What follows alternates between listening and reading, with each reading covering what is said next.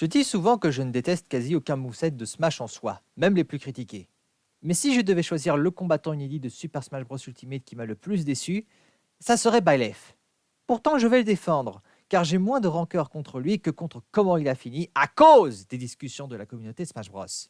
Comme dans toute communauté, ça discute pas mal et sans trop de surprises, il y a quelques sujets qui m'agacent. Que ce soit les reworks de Ganondorf qui se concentrent tellement sur un aspect en particulier de ce qu'il a fait que ça devient infidèle, ou ceux de Sonic où la communauté s'est auto-convaincue d'une critique qui n'a aucun intérêt, mais celui que je déteste le plus, c'est trop d'épéistes d'animé dans Smash.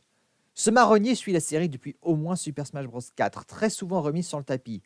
Et non pas parce qu'il est faux en soi, mais il cache un concentré d'hypocrisie bien énervante, et pour comprendre en quoi, décortiquons la logique.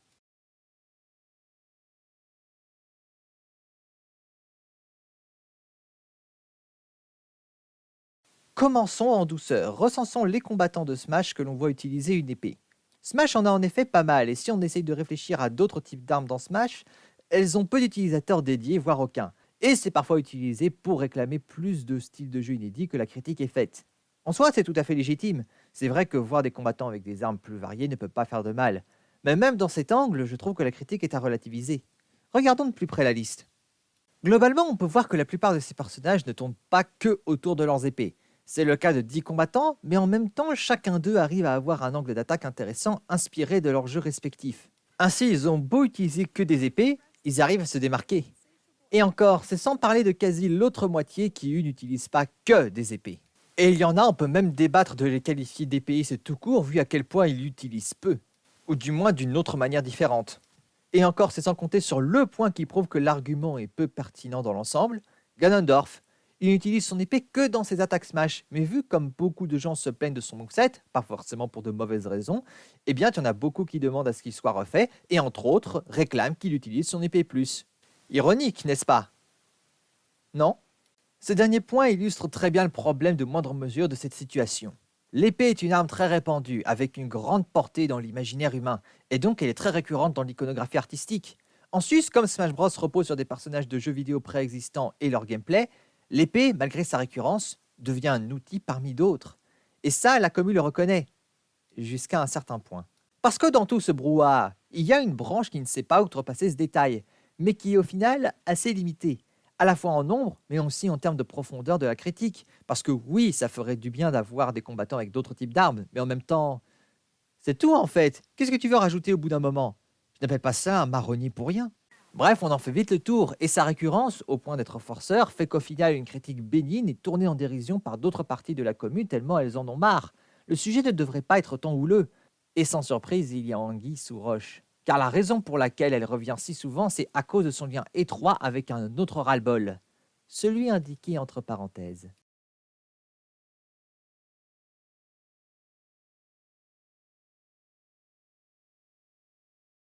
Je pourrais faire tout un exposé sur le fait que pendant longtemps Smash s'est concentré sur des personnages de jeux vidéo japonais, qu'avec Sonic et Sneak, quelques personnages de compagnies tierces occidentales ont commencé à être réclamés. Ce qui a pris de l'ampleur avec l'affaire du faux leak de Rayman et avec Banjo-Kazooie et Steve devenus combattants, au point que des persos comme Master Chief ou le Doomslayer ont une place de choix dans les spéculations. Et au fond, je comprends, jusqu'à un certain point, car moi aussi j'adorerais voir Rayman, Crash, Spyro, même le Doomslayer je prends. Mais au final, c'est comme la question des épées. Ça serait bien, oui, mais par moments, l'insistance avec laquelle la critique revient peut passer pour du forçage. Et la vérité, c'est que ceux qui font cette critique au premier degré sont minoritaires aussi, bien qu'elle fasse du bruit. Car coupons court tout de suite. Non, le problème, ce n'est pas la donnée animée. Imaginez, un crossover en partie composé de jeux vidéo japonais a des personnages et licences qui reprennent des styles graphiques devenus indissociables des productions culturelles de tout un pays. Qui l'aurait cru? Mais au final, peu importe cette critique d'un point de vue individuel. Car les deux ensemble, en réalité, ça fait un raccourci de langage pour parler des personnages de Fire Emblem. Depuis Super Smash Bros 4, il y a un certain ras-le-bol de la représentation de la série. Dans Ultimate, à l'heure actuelle, la série est la troisième à avoir le plus de combattants avec 8, dont 2 combattants écho quand même. Et oui, c'est beaucoup pour une série qui à l'origine n'existait même pas en Occident avant Melee. Ce qui ressort plus comme une licence vue comme un plus gros pilier de Nintendo n'a eu que 6 combattants différents à ce jour, au résultat mitigé. Autre chose qui n'aide pas, le fait que comme chez Zelda, la moitié des personnages sont des copies les uns des autres. Ça, perso, c'est le point avec lequel je suis le plus compatissant, vu que j'ai le même problème avec les Link. C'est difficile d'être enthousiaste pour un personnage quand on sait à quoi s'attendre. Mais ils auraient pu avoir des movesets complètement originaux, ça n'aurait pas aidé ce qui est vu comme le vrai problème. Fire Emblem a longtemps été cantonné au Japon pour un succès restreint, ce qui n'a pas vraiment changé quand il a commencé à s'exporter. Puis vient 2012 avec l'arrivée de la série sur 3DS. Vu comme elle était à l'agonie, Awakening devait être le dernier Fire Emblem. Et là, un miracle s'est produit. Le jeu a eu un succès critique et commercial retentissant, ce qui lui a permis de se relever et la série est désormais un petit pilier de Nintendo. Et cette renaissance s'est ressentie dans Smash. Trop selon certains. Car je vous le donne dans le mille, des gens trouvent que Fire Emblem prend trop de place dans Smash Bros et auraient voulu autre chose. Et c'est compliqué. Je n'aime pas parler en termes de mérite, mais c'est compréhensible de voir des gens énervés de voir plus de représentation pour une série avec laquelle ils ne sont peut-être pas familiers, aussi vite qui plus est. Moi aussi, ça m'a beaucoup déstabilisé sur le moment. Mais en soi, c'est à relativiser. Le prochain jeu Smash hors portage n'aura sûrement pas autant de personnages de Fire Emblem. Pourquoi s'énerver outre mesure? Parce qu'aux yeux de certains, le problème, qui n'en est pas un, n'est pas résolu. Fire Emblem vole des places à d'autres séries plus méritantes, on veut qu'elles dégagent et on cherche un bouc émissaire, une explication. Sauf qu'il n'y en a aucune de pertinente. Sakurai est biaisé? C'est hypocrite de reprocher ça de la part d'une commu comme celle de Smash. Fire Emblem est trop obscur? La série a connu un regain de popularité. Lucina et Chrome ont pris des places qui leur revenaient pas? Smash ne fonctionne pas comme ça. Les nouveaux venus sont prédéterminés et les combattants échos sont rajoutés après coup. Il n'y avait personne d'autre de prévu. La réalité, c'est qu'il n'y a qu'une seule raison pour cette augmentation si rapide. Ça tient en 2 mots. La chance. La chance de survivre avec un jeu si populaire qui lui a permis d'avoir non pas un, mais 2 nouveaux combattants, que Roy ait pu revenir, que Corrin était mi-humain, mi-dragon, le rendant plus unique, que Chrome ait été réclamé par les fans japonais, et que Byleth vient d'un jeu populaire et qu'il ait suffisamment de quoi offrir pour que Sakurai s'intéresse à lui. Fire Emblem, en plus d'être bon, a surtout eu beaucoup de chance. Et ça, c'est dur à digérer.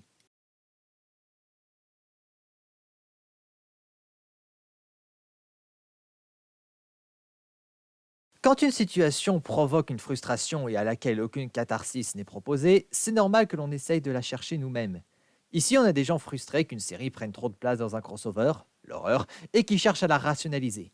Le problème, c'est qu'avant d'atteindre la catharsis, la frustration, ça peut s'accumuler vite, et on devient mesquin. Et bizarrement, on s'énerve très vite sur des sujets pas importants dans l'ensemble. Je ne dis pas ça juste pour faire l'argument du «c'est juste un jeu vidéo, vous vous énervez pour rien». Ça arrive de péter un câble à cause de broutilles. Moi aussi, avec cette même vidéo, j'ajoute mon grain de sel sur un débat sans importance dans le fond. Mais ce qui me pousse à parler ici, c'est pas la colère et l'agacement, ni le mien, ni celui des autres, mais plutôt la tendance à changer une question de colère en question d'ego. C'est bien de vouloir identifier la cause de l'énervement, sauf que dans beaucoup de cas, ça essaye sur le moment d'avoir à la fois le beurre et l'argent du beurre, faire une introspection, comprendre sa colère, sans pour autant reconnaître qu'on a peut-être surréagi et commis des erreurs. Et quand les gens sont prêts à le faire, ça arrive qu'après qu'ils se soient comportés comme des têtes de cochon. Quand ça arrive tout court, en fait. Parce qu'il y a des gens qui croient très fort en leur position et donc développent des stratégies qui reposent sur la mauvaise foi pour passer pour le gars le plus malin de la pièce. Si bien qu'on a donné des noms à plusieurs concepts de ce genre. Les sophismes du vrai écossais, de la mode castrale, ou encore le concept du connard de Schrödinger et de la carte dit les mops. Who invaded Spain in the 8th century? That's a joke. The Moors. Oh no. I'm so sorry, it's the Moops. The correct answer is the Moops. That's not moops, you jerk. It's Moors. It's a misprint. I'm sorry, the card says Moops. Et il y a mille et une façons de baratiner pour exprimer un coup de gueule sans s'ouvrir. Mais revenons à la question des épées. Oui, il y en a beaucoup, mais dans une communauté aussi large que celle de Smash Bros, où d'autres fans n'hésitent pas à réclamer d'autres épéistes, purs et durs ou non, jouables au fil des ans, il apparaît clair que la critique est surtout un raccourci pour râler contre Fire Emblem. Parce que faire une fixette sur cette série, au bout d'un moment, les gens en auront marre. Mais raccourcis ça en trop d'épéistes, ça te permet de te faire passer pour plus raisonnable. Ça attise la sympathie, encourage le détournement et permet de faire passer la pilule de d'autres critiques cités plus tôt plus facilement. Certains détails ne sont pas faux, mais le portrait global n'est pas uniforme. Mais rassemblés, ils se protègent les uns les autres. L'argument A est contredit, tu peux sauter à l'argument B sans souci. C'est très proche du concept de la carte d'Ilemob que j'ai cité avant. Proche, mais loin d'être aussi nocif. Mais qu'on se comprenne, tout ce que je raconte ici, ce n'est pas un acte volontaire de tromper.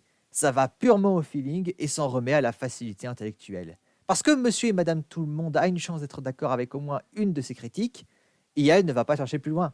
Et c'est pour ça qu'elle est aussi tenace. Elle est malléable, ce n'est plus un argument, c'est un mème, une source d'humour. Mais paradoxalement, il y a un point qui sera toujours évité, et c'est l'implication de Fire Emblem dans tout ça, alors que tout part de là. Pourquoi? Parce que ça détruit le mème. Se contenter de Smash à trop d'épéistes, c'est ironiquement dresser une critique plus sympathique de la chose, parce qu'on peut tourner ça en dérision. Oh oh, Sakurai est obsédé par ces épéistes, comme c'est cocasse. Et ce, même si c'est Fire Emblem qui est la cible récurrente. Et donc, par ce même procédé de mémification, cela a rendu sa simple mention intolérable. Le fait qu'elle ait trop de combattants est source d'aigreur. Et donc, c'est avec mépris que tout ça est traité et isolé. Mais relier ces deux traitements l'un à l'autre, ça pousserait à remettre en question la manière dont la commune a traité le sujet. Et personne ne veut le faire. Peut-être parce que, alors plus honnête intellectuellement, les gens prennent ça à la rigolade. C'est pas si grave au fond. Sauf que non. Les mèmes peuvent être drôles, mais ça arrive souvent que ce qui est détourné et ou moqué peut être une déformation de la réalité. Et surtout, ça colle à la peau. Et pour un sujet qui a provoqué un tel engouement que tout le monde a son avis sur des points individuels mais refuse de faire une vue d'ensemble, vous ne trouvez pas que ça pose problème? La commu s'est acclimatée à une réalité déformée et personne ne veut le remettre en question parce qu'il fait partie des meubles et parce que des gens refusent de remettre en question leur ras-le-bol et jouent les victimes comme si on les avait insultés. Mais la réalité, ça a une essence. Et il suffit de rien pour que sa vraie nature se révèle. Et c'est arrivé. Le trailer de Byleth est le plus détesté de tous ceux de Smash et purement parce que c'est un personnage de Fire Emblem qui arrive au mauvais moment.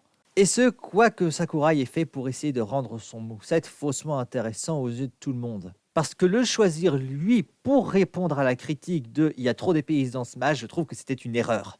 Parce qu'en mettant l'emphase sur ses armes différentes, le personnage était conçu pour plaire au public ultra limité de intégrer un personnage de Fire Emblem qui pourra plaire à ceux qui trouvent qu'il y a trop d'épéistes.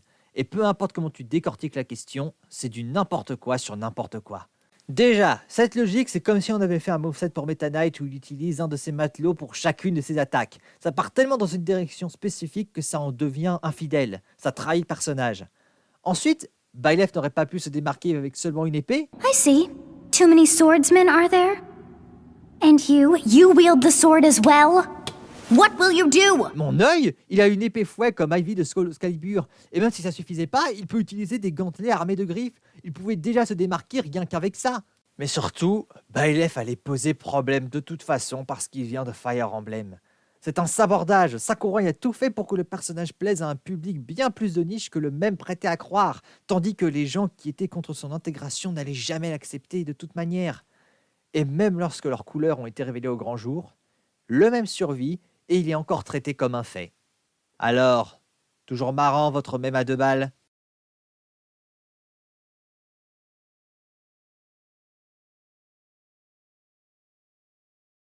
Et voilà où nous en sommes. Presque 4 ans que Super Smash Bros a vécu sa vie. 4 ans que des gens ont pété un câble sur Byleth. Depuis, il est devenu un combattant semi-populaire et tout le monde est passé à autre chose. Fort probable que le prochain Smash inédit fera les coupes que tout le monde réclamait parce qu'elles allaient arriver de toute façon. Autrement dit, la commu Smash a fait chier tout le monde. Pour rien! Et malheureusement, ce n'est ni inédit, ni exclusif. Ce genre d'habitude sur Internet, c'est récurrent. Ça s'énerve, ça s'emballe au point de mettre tout le monde sur les nerfs, et au final, rien ne se passe. Et ça recommence encore et encore. Peu importe que ça parte d'un postulat vrai, ça finit toujours par être pédalé pour soit se faire passer pour un incompris, soit être la seule personne qui réfléchit. C'est arrivé à Pokémon, c'est arrivé à Paper Mario, c'est arrivé à Star Wars, et ça arrivera encore. Les internautes sont juste des machines à se saouler les uns les autres. On aurait peut-être pu éviter tout ça si la commu envoyait au diable toute notion de mérite, mais elle ne le fait jamais, car elle a beau réclamer les personnages qu'elle veut et encenser Smash comme la célébration du jeu vidéo, elle n'est au final vue que comme un concours de popularité, pour prouver que son joujou vaut mieux que celui des autres. Et très sincèrement, ça me gonfle ce 2 poids 2 mesures. Smash mérite qu'on se comporte mieux que ça.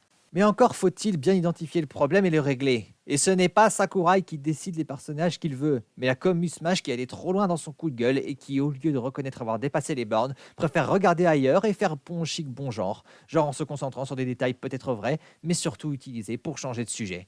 Ou alors avec le temps, ils ont reconnu leur faute et ils refusent de l'avouer parce que ça les fait se sentir idiots. Je ne vous demande pas de changer votre opinion, de ne pas être déçu. Je demande juste que vous agissiez, vous savez, comme des gens responsables. Je trouve ça dingue qu'on ait transformé une série peut-être surreprésentée en une punchline, un bouc émissaire sur un gros coup de gueule, parce que vous trouviez qu'elle ne la méritait pas. et qu'on ait laissé faire parce que soi-disant c'était pas si grave après avoir fait passer cette même mouche pour un éléphant. Une série de jeux vidéo qui se veut comme un hommage au médium ne mérite pas une commu qui est prête à transformer une série représentée en punching ball pour un oui ou pour un non. En attendant, Smash va continuer à avancer et va sûrement devenir meilleur à sa gestion. La réputation de Fire Emblem sera lavée un jour, mais je n'oublierai pas qui l'a sali. Vous pouvez sauter dans la gadoue et rire de la personne tachée, mais toujours est-il que ce n'est pas elle qui porte des bottes pleines de boue.